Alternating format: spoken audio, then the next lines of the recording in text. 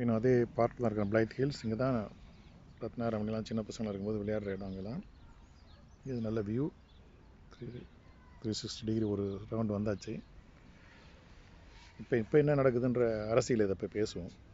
அது முக்கியமான காரணம். நானுங்க இந்த இடத்துக்கு வந்தது நாங்கள் அமைதியான இடத்துல பேசலாம்னு சொல்லிட்டு எல்லாம்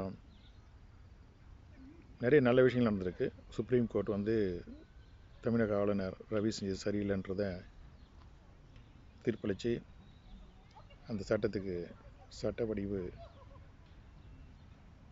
சட்டப்படி செல்லும் அதை நிறைவேற்றிருக்கு. சுப்ரீம் கோர்ட் நிறைவேற்றிருக்கு. கவர்னர் கையெழுத்து போடாதால், ஒப்புதல் கொடுக்காததால்.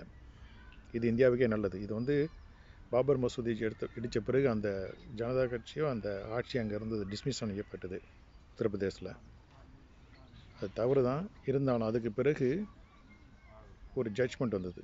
என்னென்னா, எந்த தமிழக மாநில ஆட்சியும் மத்திய அரசாங்கம் டிஸ்மிஸ் செய்யக்கூடாது.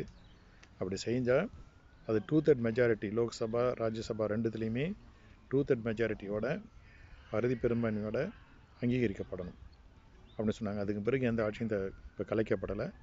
ஆனால் தற்காலிகமாக சஸ்பெண்ட் பண்ணி இந்த குதிரை பேரம் ஆண்டி டிஃபெக்ஷன் லா, கட்சி மாறல் தடுப்பு சட்டத்தை மீறத்துக்கு போதுமான எம்எல்ஏக்களை உருவாக்குறதுக்கு அந்த நேரத்தை பயன்படுத்திக்கிறாங்க.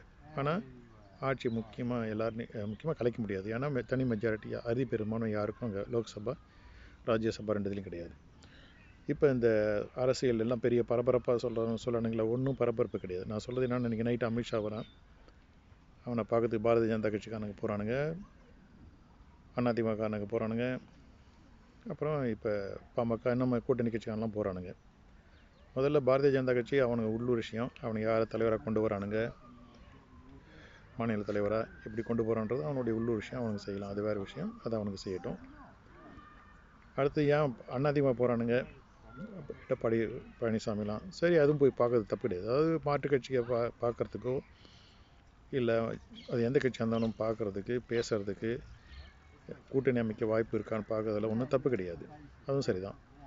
இப்போ பாமக அன்புமணி போய் பார்க்கணும்னு சொல்கிறதாகவும் அது ராமதாஸ் ஒத்துக்காததால் அவங்களோட பிரச்சனை உள்ளதுன்னு சொல்கிறாங்க. அது அவங்க கட்சி பிரச்சனை. இருந்தாலும் அரசியல் நோக்கில் இது எதுக்காக இதெல்லாம் நடக்குதுன்றது மட்டும் நான் எதுக்கு நினைக்கிறேன்னா, பாரதிய ஜனதா கட்சி அவங்களுக்கு கட்சி. இப்போ அதிமுக எதுக்கு போகிறானுங்கன்னா, எடப்பாடி தன்னை காப்பாற்றியதுக்காக போகிறான். எடப்பாடியால் தான் அவன் குடும்பத்தை காப்பாற்றுறதுக்கு தான் அவனை சார்ந்த சில புரோக்கர்கள், நான் சொல்கிறது மாவட்ட செயலாளர் வரைக்கும் இருக்கிறானுங்க. நான் முதல்ல வீடியோவில் சொல்லியிருக்கிறேன். அதிமுக எதுக்கு உருவாக்குனாங்க, எம்ஜிஆர் எதுக்கு உருவாக்குனான்ற அந்த நோக்கத்தை பேசியிருக்கிறேன். அது எப்படி இந்த நிலைமைக்கு வந்துட்டுதுன்னா, அந்த நல்லவர்கள் வல்லவர்கள்லாம் போயிட்டு இப்போ இருக்கிறவங்களாம் புரோக்கருங்க, எல்லா கட்சியில் சுரண்டுறவனுங்க, கட்சி வச்சு கட்சி பதவி கொடுக்கறதுக்கு கட்சிக்காரங்கண்டே சுரண்டுறவனுங்க, ஆட்சி வந்தால் வேலை வாங்கி கொடுக்குறேன்னு சுரண்டுறவனுங்க, திட்டத்தை போட்டு அந்த எம்ஜிஆர் சொன்னதை சொல்லியிருக்கேன். திட்டம் மக்களுக்காக இல்லை, அந்த திட்டம் போடுறது தனக்கு என்ன லாபம் வரதுக்காக போடுறது. இது மாதிரிலாம் கொள்ளடிச்சு ஆயிரக்கணக்கான கோடியில் இப்போ கொள்ளடிச்சு எம்ஜிஆர்லாம் இதை பார்த்தாக்க செத்தே போயிடுவான். அது சத்தமாக சாக மாட்டார், அவனை கொன்றுவான் ஆள் எம்ஜிஆர். இப்போ அது மாதிரி அநியாயம் பண்ணல. அப்போனா இதான் நடக்குது. ஸோ இது மாதிரி தவறெல்லாம் பண்ணிவிட்டு நீதிமன்றத்துலேருந்து தப்பிக்கிறதுக்காக இன்றைக்கி எல்லாம் அமித்ஷா காலையில் போய் விடுறானுங்க. நான் சொல்லியிருக்கிறேன் கொஞ்ச நாளைக்கு முன்னாடி, எவன்லாம் கொள்ளடிச்சானோ அநியாயம் பண்ணானோ அவனுங்க எல்லா சத்தையும் அவனுக்கு கண்ணு முன்னாடியே அழியதை அவனுக்கு பார்க்க தான் போகிறானுங்கன்ட்டு. அதுதான் இப்போ அதிமுகனுக்கும் நடந்துகிட்ருக்கு. ஏன்னா 30-40 வருஷமாக ஒரு கேரண்டியாக கொள்ளை அடித்தானுங்க. எம்ஜிஆர் ஆட்சியில் இருந்ததை விட எம்ஜிஆர் ஆட்சியில் ஓரளவு நல்லா இருந்துன்னு சொல்லலாம். ஜெயலலிதா ஆட்சியிலையும் ஆட்சியில் ஓரளவு நல்லா இருந்ததுன்னு சொல்லலாம். பின்னாடி கெட்டு போச்சு. ஒரு 2-3 வருஷம் நல்லா இருந்தது, ஆரம்பத்தில் 91லேருந்து 93 வரைக்கும். அப்புறம் எல்லாம் தடிக்கெட்டு போச்சு. அப்புறம் மீண்டும் ஆட்சி வந்ததுலேருந்து எல்லாம் கொஞ்சம் கொஞ்சமாக மோசமாகி ஜெயலலிதா செத்த பிறகு தான் அட்டூழியம் நடந்தது. கொள்ளை அடித்தானுங்க, நாட்டையே சுரண்டனானுங்க அதிமுககாரனுங்க 2016லேருந்து 2021 வரைக்கும். அப்படி கொள்ளடித்த பொருளை காப்பாற்றுறதுக்கு தான் இப்போ எல்லாம் முயற்சி செய்கிறானுங்க. இவனுங்களை காப்பாற்றுற அளவில் மோதியோ அமித்ஷாவோ கிடையாது. ஏன்னா அவங்களுடைய காலமே முடிஞ்சிக்கிட்டு வருது. அதுதான் அந்த சுப்ரீம் கோர்ட் தீர்ப்பு சொல்லுது. இப்போதைக்கு அந்த தமிழ்நாடு கவர்னருக்கு எதிர்ப்பாக சுப்ரீம் கோர்ட் தீர்ப்பு என்னத்தை சொல்லுதுன்னா, மைனாரிட்டி கவர்மெண்ட்டாக இருக்கிற மோதியும் அமித்ஷாவும் முதல்ல இருந்த மாதிரி அதிகாரத்தை துஷ்பிரயோகம் பண்ணி ED raid, CBI raid, income tax ரைடெல்லாம் கொடுத்து அரசியல்வாதிகளை பழிவாங்க முடியாதுன்றதை காட்டுது. அதே மாதிரி இப்போ டெல்லியில் பாரதிய ஜனதா கட்சி ஜெயிச்சிருந்தா கூட முக்கியமானது எல்லாம் மறைச்சிட்டானுங்க. மணிப்பூரில் அவனுங்க ஆட்சியை இழந்திருக்கிறானுங்க, கவர்னர் ஆட்சி நடத்திட்டு இருக்கானுங்க. ஸோ இப்போ உண்மையிலே பார்க்க போனால் அந்த பாரதிய ஜனதாவுடைய உச்சக்கட்டம் போயிட்டு இப்போ அழிவு நோக்கி போயிட்டுருக்கு. ஏன்னா எல்லா லஞ்சம் பண்ணுறவனும் அட்டுழியம் பண்ணவனும் எல்லாமே அதில் சேர்ந்துட்டாக்கா அப்புறம் வேறு எங்கேயும் எதிரி கிடையாது. பாரதிய ஜனதாக்குள்ளே தான் எல்லாமே இருக்கிறான். நல்லவனும் அங்கே தான் இருக்கிறான்னு நல்லவன் சொல்ல மாட்டேன். அதிகாரத்தை வச்சு நல்லது செய்யணும்னு நினைக்கிறோம் இருந்தாலும் அங்கே அதுலேயும் அவங்க தான் இருக்கானுங்க. நிறைய கிரிமினல்களும் அங்கே தான் இருக்கிறானுங்க. ஸோ பார்ப்போம் என்ன நடக்குது. அது அவங்களுடைய பிரச்சனை. ஆனால் இருந்தாலும் பாரதிய ஜனதா கட்சியோட அழிவு ஆரம்பிச்சிட்டது. அது மோடியும் அமித்ஷாவை நீக்கினா தான் அந்த பாரதிய ஜனதா கட்சியை மீண்டும் உயிரோட்ட முடியும். இல்லைன்னா இப்போ மைனாரிட்டி கவர்மெண்ட்டாக இருக்கிறது சுத்தமாக காலியாகி 100 சீட்டை கூட தாண்ட மாட்டானுங்க அடுத்த தேர்தலில். இப்போ எதுக்கு எல்லாம் இப்போ முயற்சி பண்ணானுங்க, என்னத்துக்கு செய்கிறானுங்க? இது வந்து இந்த இப்போ சென்னையில் நடக்குது இன்றைக்கி நைட்டு நாளைக்கும் இவனுக்கு வர்ற கூட்டணிலாம் வந்து 2026 தேர்தலுக்காக, சட்டமன்ற தேர்தலாக கிடையாது. இவனுங்க செய்யறது எல்லாம் இன்னும் 2 மாதத்தில் வரப்போகிற ராஜ்யசபா எம்பி 2 பேர் வரானுங்கள்ல, 2 இடம், அதை யார் அபகரிக்கிறதுன்றது தான். எப்படியா இருந்தாலும் ஒரு சீட்டு அதிமுக வந்துடும். இன்னொரு சீட்டு யாருக்கு போகிறது? அது பாரதிய ஜனதா கட்சி சொல்லவனுக்கு தான் போகும். அது வந்து பாரதிய ஜனதா கட்சியே எடுத்தாலும் எடுத்துக்கலாம். இல்லை பாரதிய ஜனதா கட்சிக்கு எவன் அடிமையாக இருக்கிறானோ, சொல்கிறத கேட்பானோ அவனுக்கு கொடுக்கலாம். இப்போ தான் இந்த இடத்துல தான் பாமக இந்த இடத்துல வருது. தான் ஒரு முழு அடிமை, அப்பன் சொல்கிறத கேட்க மாட்டேன், என் கட்சி சொல்கிறத கேட்க மாட்டேன், எதை சொல்கிறதையும் கேட்க மாட்டேன், எந்த விதமான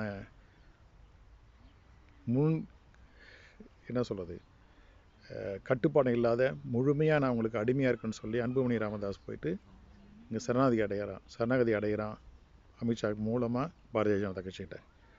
அந்த என்ன நோக்கம் என்ன? எப்படியாச்சும் இந்த ராஜ்யசபை எம்பி ஆகணும். ஏன்னா அன்புமணி ராமதாஸுக்கு தெரியுது இனிமேல் வந்து எலெக்ஷன் இன்னும் எந்த பதவிக்கும் வர முடியாதுன்ட்டு.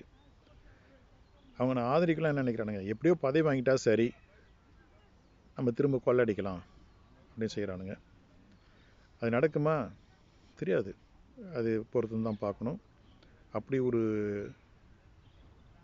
ராஜ்யசபா எம்பியை அதிமுக விட்டு கொடுத்ததுன்னா அது அதிமுக பண்ணுற படு முட்டாள்தனம்.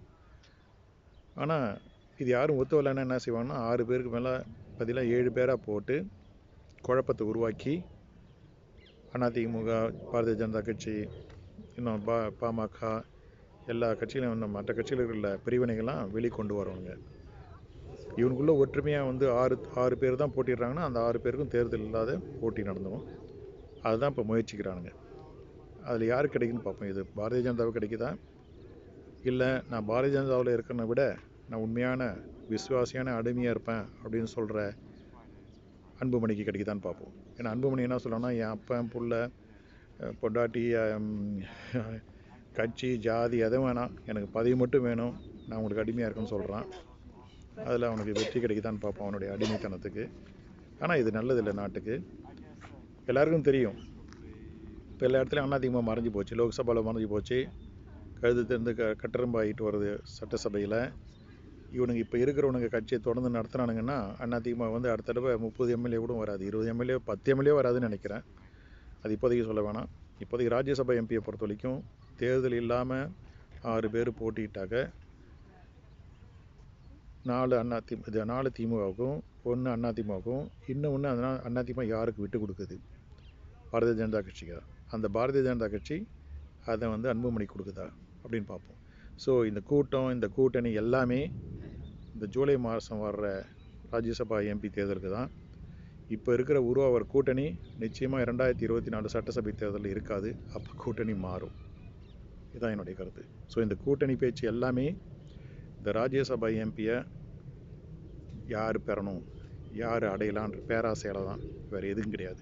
இந்த கூட்டணி இந்த ராஜ்யசபா தேர்தலுக்காக தான், ராஜ்யசபா எம்பி ஆகிறதுக்கு தான். ஜூலை மாதத்தில் உருவாகிற கூட்டணி 2024 சட்டசபை தேர்தலில் இருக்காது. அப்போ ஒரு புது கூட்டணி உருவாகும். அப்போ வேறு காரணம் சொல்லியிருப்பானுங்க. பார்ப்போம்.